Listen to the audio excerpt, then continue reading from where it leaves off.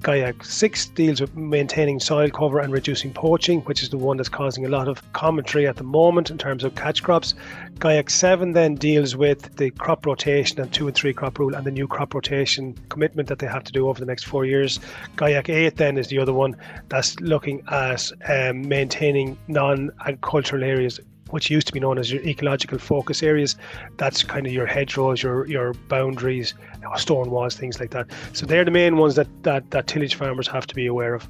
Farming is a continuum from one season to the next and from 1 year to the next. Planning for 2024 hasn't started on many farms, but will be upon most of us very shortly. Those farmers planting oilseed rape have started this process, and growers with winter cereals should also start planning now. Getting the crop mix on a farm is important to spread risk, but also to comply with department regulations. You are listening to the latest episode of the Tillage Edge with me, Michael Hennessy. We would really appreciate it if you could listen, follow, and give us a review on Apple or Spotify or wherever you get your podcast from. The reinstatement of some of the cross-compliance rules in the GAICs, or Good Agricultural and Environmental Condition Standards, will need to be studied carefully before planting this year. To discuss this, I'm delighted again to be joined by Shay, Phelan and Ciaran Collins, who are both tillage specialists in Teagasc, to chat about some of these rule changes and how they will affect how much and what crops should be planted on a farm. So Shay, there's a lot of rules out there which farmers must comply with every year, and there's some new rules which are coming into effect probably every other year. To claim the BIS payment, farmers must be compliant with all of these GAIC rules. So just in terms of those rules, Shay, what are those rules, I suppose, first of all, those GAIC rules? Yeah, Michael, you're right. When farmers claim their BIS payments or farming their BPS payments, they had to abide by different rules and regulations, nitrates being one, standard statutory management regulations being another, and you're right in terms of the good agriculture and environmental conditions. They're the GAIACs that they have to do to look after. So when they actually sign on the dotted line, they're committing to abide by these rules. And some of them would have been wrapped up in greening that they would have been applying for before in terms of the BPS. So they would be familiar with some of them, the likes of buffer strips along rivers and water courses, the likes of the 2 and the 3 crop rule, things like that would have been pretty familiar with, but they were wrapped up in greening for more. And Shay, they were always enforced, were there? Were a lot of those there over the last 5 or 6 or 10 years, were there? Yes, they would have been. They would have been wrapped up in the greening, Michael. Okay. So they would have been, probably most people would be familiar with those. Like I said, the 2 and the 3 crop rule, the regulations around when you could plough grassland and when you could use non-selective herbicides, they were all part of GAIAC rules as well, but they were just wrapped up as greening, if you like, in a different terminology. So Shay, we might just maybe just have a look at what are the main headings around those rules? You might just give us a flavour of the major ones that are there. Yeah, so there's 9 of them, Michael. Okay, so there's called GAIAC 1 to 9. Okay, so there's different.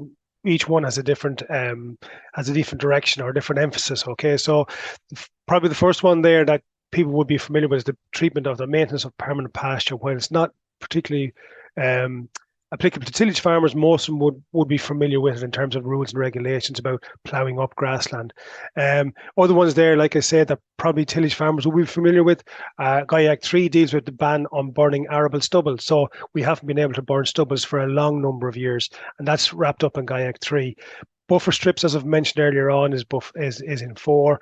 And then there's other ones like maintaining soil cover, crop rotation, as I said earlier on, 2 and 3 crop rule, and there's a new one coming in there, which we can talk about later on. So there's all those type of GAIACs that are good agriculture and environmental conditions that farmers have to maintain their farms in. And are there some new ones over the last couple of years that weren't there in the past that people mightn't be as familiar with? Yeah, there are a couple of new ones. The ones kind of, I suppose, that are mainly dealing with tillage are the rotation, the crop rotation, which is in GAIAC 7. So that's probably one that most people aren't overly familiar with at the moment. And there are other ones then in terms of, I know it's getting a lot of airplay at the moment in terms of catch crops and how you graze catch crops. There are, which are kind of wrapped up, if you like, in nitrates as well. So they're kind of interlinked, a lot of these, with nitrates and prevention of loss of nutrients into water as well. So there are a couple there that people need to be aware of. So for those GAIC rules or GAEC rules, most people can probably find those, Shay, I think, on the internet with a simple search. But just for the ones that are most relevant to tillage farmers, you might just remind us about those again. Yeah, as I said, Michael, there's 9 of them, so I'll go through the ones that are probably most pertinent to tillage farmers. GAIAC 1 is about the maintenance of grassland. Okay, so while you might say that mightn't have a whole lot of relevance to tillage farms, it does if you're going to plough up grassland. So they need to be aware of the issues around that. GAIAC 3 deals with the banning of burning stubbles, which we're all familiar with. GAIAC 4 deals with buffer strips along watercourses. And again, if we're ploughing, we need to know what the buffers are there. That's changed from 2 meters to 3 meters and 6 meters for late harvested crops. Number 5 then deals with reducing the risk of soil degradation and soil erosion. GAIAC 6 deals with maintaining soil cover and reducing poaching, which is the one that's causing a lot of commentary at the moment in terms of catch crops. GAIAC 7 then deals with the crop rotation and 2 and 3 crop rule and the new crop rotation commitment that they have to do over the next 4 years. GAIAC 8 then is the other one that's looking at maintaining non-agricultural areas, which used to be known as your ecological focus areas. That's kind of your hedgerows, your boundaries, stone walls, things like that. So they're the main ones that tillage farmers have to be aware of. Well, nearly all of them, I suppose, in fairness, people need to be aware of pretty much all of them. Ciaran, I'm going to bring you in here. I'm going to go down to maybe focus a little bit more around the GAIAC 7, which is around crop rotation. You might just maybe explain, because I think there's 2 elements to this. You might explain maybe the first part of that, which is around diversification, how farmers can comply with those rules. Yeah, I suppose as Shay already said, Michael, there's 2 ends to it. One is crop rotation, which is having maybe a different crop in a parcel over 4 years, and I'll come back to it in a second. And the other then is crop diversification, which I suppose farmers are more familiar with. I suppose the main difference now is it's part of GAIAC 7 that you say. So I suppose the other thing to remember there is we've had an exemption from the crop diversification this year. So I suppose when farmers are planning their cropping, after this harvest, it is very important to keep in mind that as we speak here today, this is in force for 24. So the planning for that starts now. So just to remind people, like, farms with an arable area, equal or greater to 10, but less than 30 must establish at least 2 arable crops. And the main arable crop there can't occupy any more than 75% of the arable area. So that's for the guys between 10 and 30. And then where you've greater than 30 hectares, you need at least 3 crops. And again, the main crop can't be more than 75, and crops 1 and 2 added together can't be more than 95. So people will be familiar with that as the 2-3 crop rule is probably more common term that's used. But I suppose really just to reiterate that, when you are planning your cropping for harvest 24, just to be aware of this crop diversification or 2-3 crop rule that will be enforced for next year. There are, I suppose, most people would be, as you say, they are reasonably familiar with this 2-3 crop rule, as you say. But just to give people a reminder again, because it's probably 2 years since people really engaged in this end of it, do you have a couple of examples there in terms of a farm, in terms of the ratios of those crops there for a farmer to comply with those rules? Yeah, I suppose the first thing, it's by crop rather than crop species. So I suppose winter and spring barley, or winter and spring wheat, or winter and spring oats are different crops. So I suppose that's an important one, as are beans and rape. They're all separate crops. So if I've got 2 crops on a say a 100 hectare farm, and I'm predominantly growing spring barley, I can't have any more than 75 hectares of spring barley, and then I need a second crop, for argument's sake, that's beans, say 25% of the area.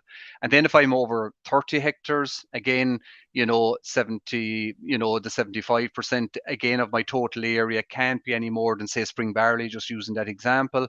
I would need a second crop, say, maybe 20% of, say, winter barley, and then a 5% maybe of a third crop, say beans or oilseed rape or something like that. So again, I suppose it's important to say that it's crop type rather than species. Okay, so it's just a matter of doing the maths, I suppose, at the start of the year. But I suppose it probably is quite important in terms of planning out a winter crop rotation at the moment, that you'd only get one chance to do it, and you don't want to be in a position of having to resow areas, I suppose, would be the thing. Yeah, and I suppose a practical element of it as well is like, especially we're in the middle of a messy harvest. Like if you're over reliant on one crop, that can cause difficulties as well. So I suppose, this isn't always negative, and to have a spread of crops, I think, across the farm, be it winter or spring, depending on your soil type and your markets available for your crops. So I think crop diversification is a good thing anyway.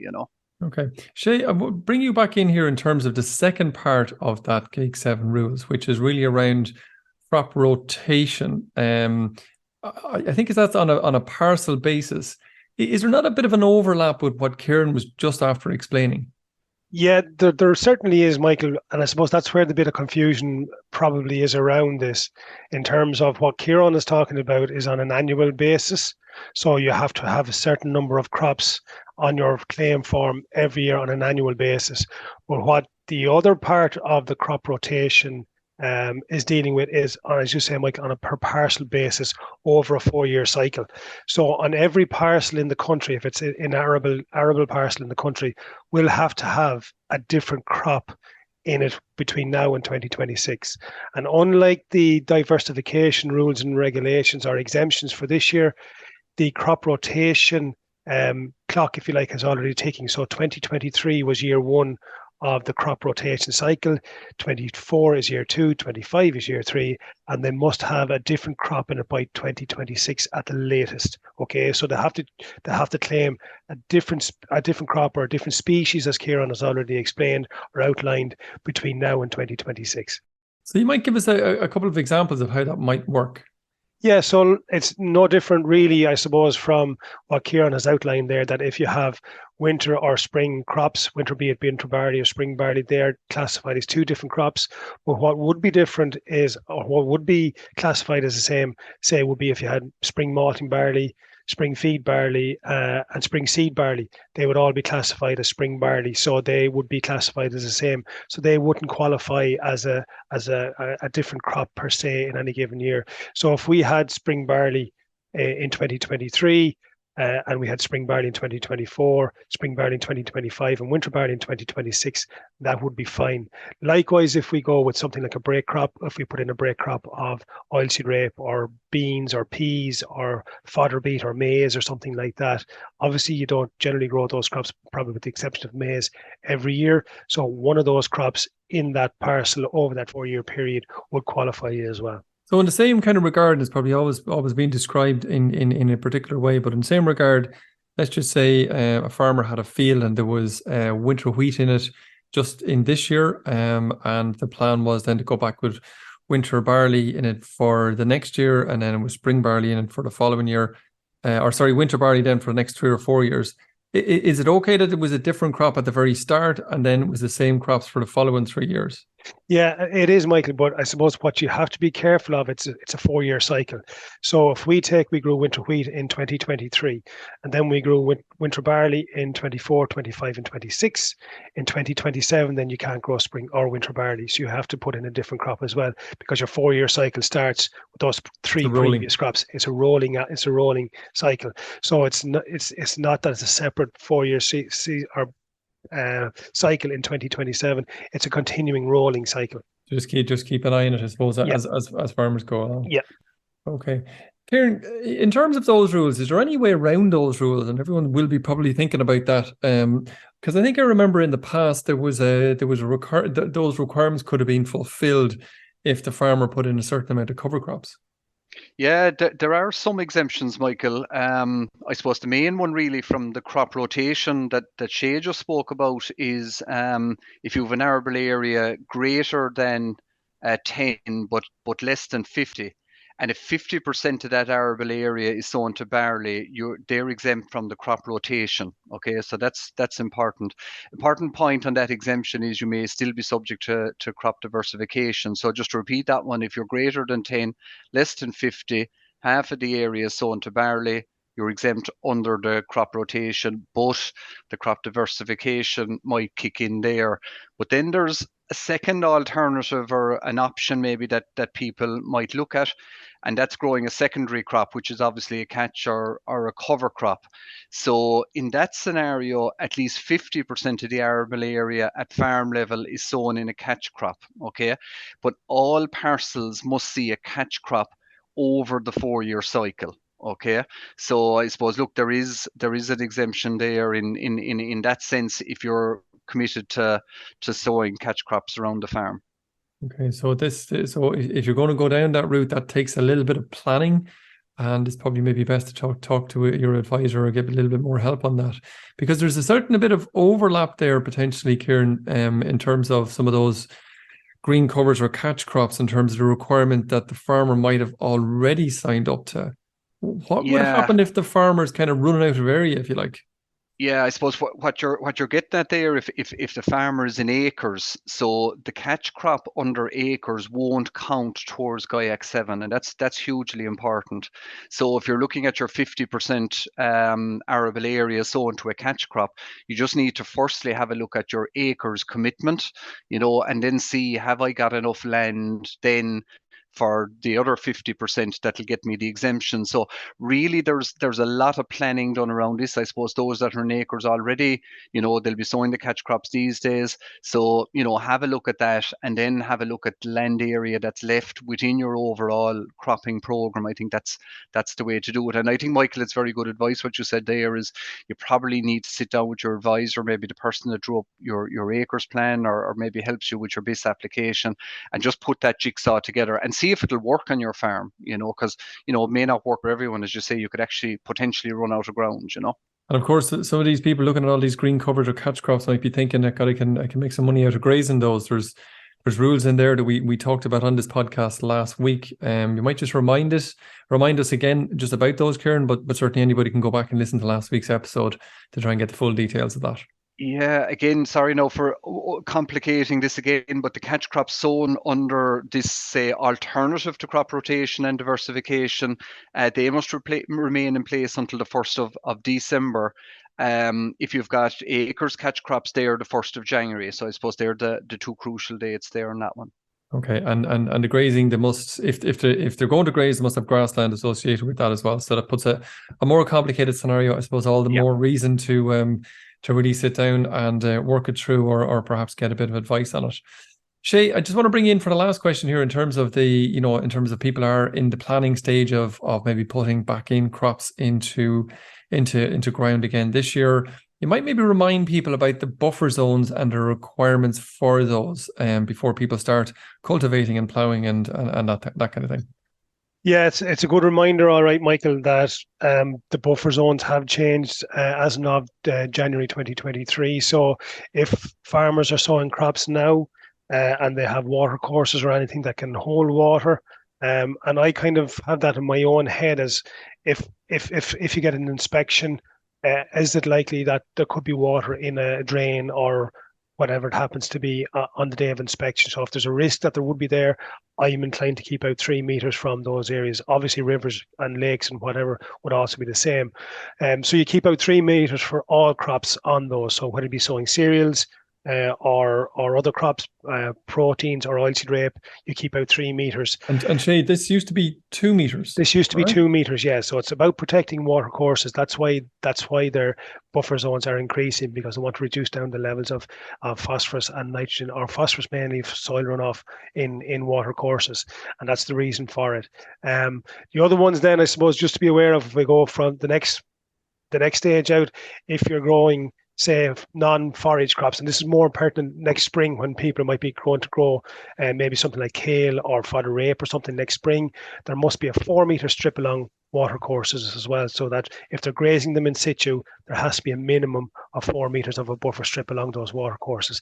And then the other one, which was probably most late harvested crops that people are growing, so the likes of beet, likes of maize, potatoes, those sort of crops, there must be a 6 meter buffer zone for those crops. So that's one that caused a lot of controversy, I suppose, early in the spring. But again, it's still there, it hasn't gone away. So if you're in those late harvested crops, so anything that's harvested after mid-September, if you're growing crops that are going to be harvested after those, you must leave a minimum of 6 meters as well. Okay, and I suppose, Shay, the final word on this, probably good practice on the long-term buffer zones beside some of those lakes and rivers and dry dikes and that kind of thing, that they would be sown down to a competitive grass species. Would that be a reasonable thing to say? Absolutely, Michael. Yeah, it would be good practice.